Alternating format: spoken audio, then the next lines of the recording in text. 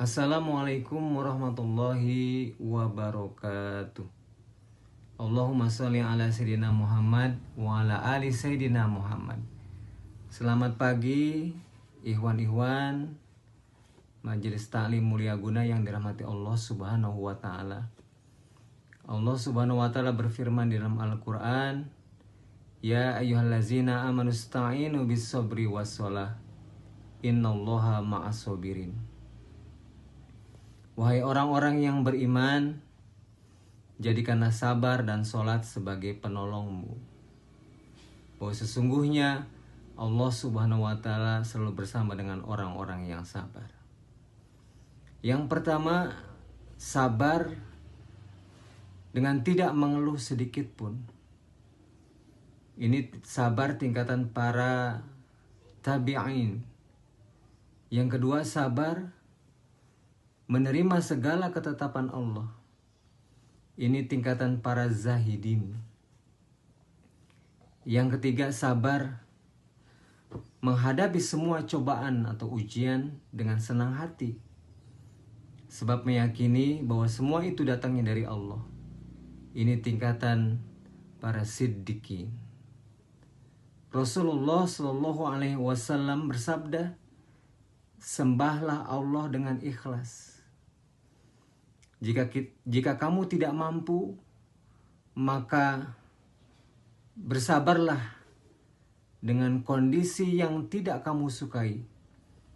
Sebab semua itu di dalamnya begitu banyak kebaikan." Di dalam kitab Nasoihul Ibad,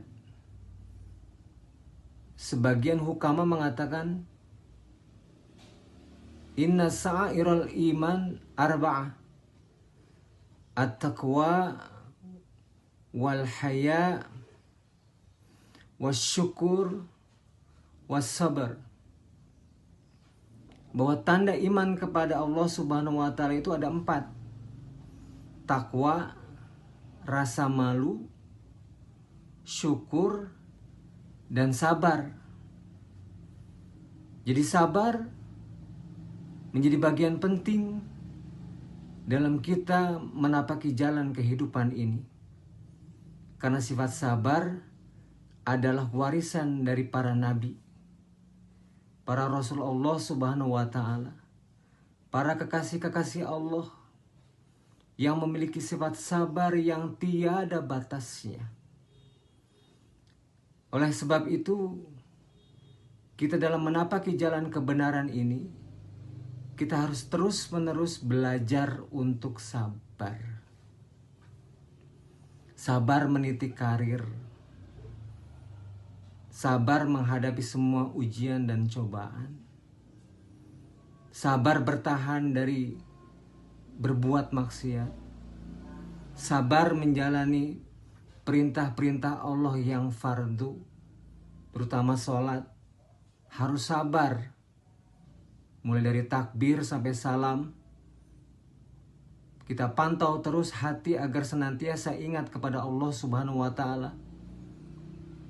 Karena Allah tegaskan di dalam Al-Qur'an, "Aqimis sholata lidzikri." Dirikanlah sholat untuk mengingatku. Jadi di dalam sholat kita harus terus-menerus memantau hati agar senantiasa zikir kepada Allah Subhanahu wa taala. Jadi yang muncul adalah sifat sabar. Membaca setiap huruf, setiap kalimat di dalam sholat yang berisi doa, diiringi dengan hati senantiasa ingat kepada Allah Subhanahu wa taala. Jadi bersinergi antara ucapan dan hati. Yang muncul adalah buahnya sabar. Sehingga doa kepada Allah Subhanahu wa taala insya Allah senantiasa dikabulkan oleh Allah, dan insya Allah salatnya diterima oleh Allah Subhanahu wa taala. Yuk mari kita belajar sabar. Sabar pada hal-hal yang tidak kita sukai sedikit pun. Sabar ketika kita berjaya. Sabar ketika kita mengalami kekurangan. Sabar ketika kita sehat. Sabar apalagi ketika kita sakit. Mudah-mudahan bermanfaat. Sampai jumpa lagi. Wassalamualaikum warahmatullahi wabarakatuh.